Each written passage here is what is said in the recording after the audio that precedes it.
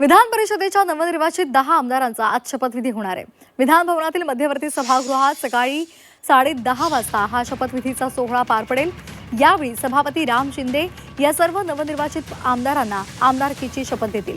शपथविधी सोहळ्यासाठी मुख्यमंत्री आणि दोन्ही उपमुख्यमंत्री उपस्थित राहतील। यावर एक नजर टाकूयात ग्राफिक्सच्या माध्यमातून।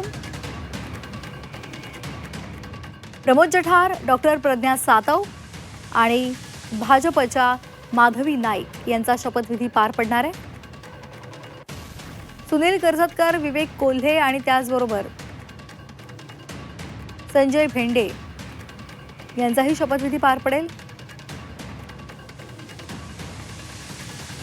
डॉक्टर नीलम गोरे, बच्चू कडू आणि जिशान सिद्दीकी यांचाही शपथविधी पार पडणार आहे। तर अंबादास दानवे यांचाही शपथविधी पार पडेल।